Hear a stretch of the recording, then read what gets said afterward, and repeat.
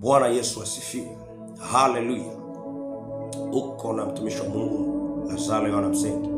Leo nina jambo moja ambalo litakufungua akili yako na kufanya ufanye maamuzi sahihi. Nataka tufahamu hitaji kuu la mwanadamu. Hitaji kuu la mwanadamu. Hitaji kuu la mwanadamu ni Yesu Kristo. Hitaji kuu la mwanadamu ni Yesu Kristo.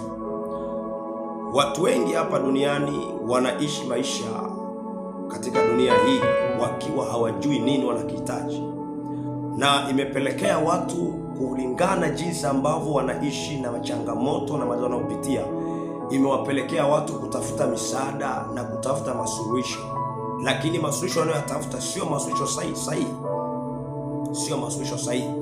Na unakuta bado mtu anapita kwenye shida na mateso. Ni kwa sababu gani? Hajajua anachokihitaji kwenye maisha yake.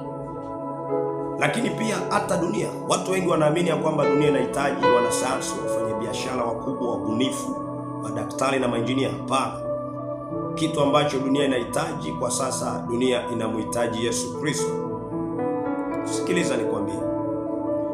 Utoshelevu wa maisha ya mwanadamu na kutembea katika namna ya usalama na kufurahia na kuwa na amani ni mpaka ajue nafasi ya Yesu kwenye maisha yake. Na kila aliyezaliwa na mwanamke, alivyoumbwa na Mungu, ndani yake kuna nafasi automatically ya Yesu Kristo. Na Yesu Kristo ndiyo ukamilifu wa mwanadamu.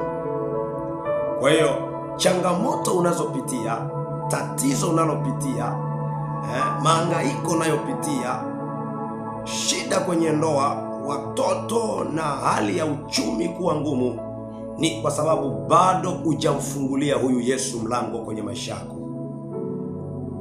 Bado hujamfungulia Yesu mlango kwenye maisha yako. Mwanadamu hahitaji fedha, mwanadamu hahitaji magari, mwanadamu hahitaji majumba, mwanadamu hahitaji vitu unavyoviwaza wewe. Hitaji kubwa ambalo mwanadamu anahitaji ni Yesu Kristo. Ukisoma kitabu cha Marko 5:25 utaona kuna mwanamke aliyetokwa na damu miaka 12. Huyu mwanamke bila sema aliuza mali, akauza vitu vyake vyote, akatembea kwa waganga, akatembea kwa madaktari, lakini hakupata suluhu ya maisha yake. Lakini siku moja alisikia habari za Yesu Kristo. Aliposikia namna Yesu alivyokuwa anaponya, alivyokuwa anafungua, alivyokuwa anafufua, akasema hakika na mimi kulingana na tatizo nilo nalo hapa na namna ambavyo nimesikia Yesu akifanya, inabidi nitafute namna ya kumwona Yesu. Akaazimia moyoni mwake bila sema, akasema nitajipenyeza mpaka nimfikie Yesu. Kweli yule mwanamke aliposikia kwamba Yesu yuko mahali fulani, akachukua hatua ya kumfuata.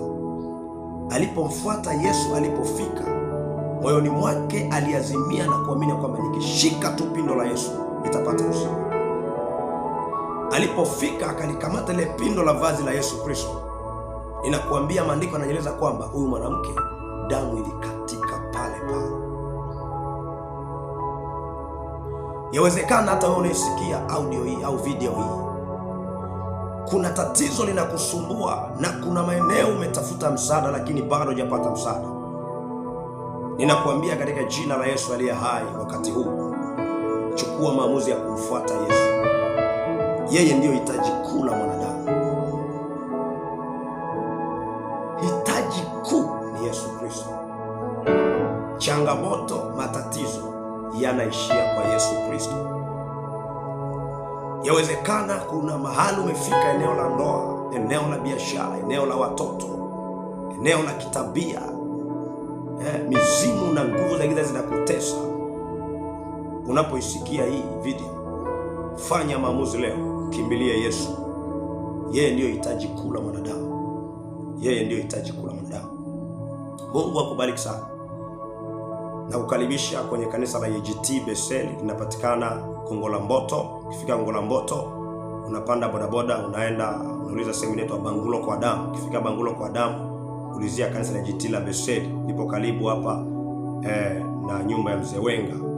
Ukifika hapo ulizia tu kanisa la Beseli kwa mchungaji Paulo Pascal Pius. Karibu sana. Karibu sana. Zingatia ujumbe huu na utakuwa mwanzo wa kufunguliwa katika maisha yako. Mungu akubariki sana. Amen.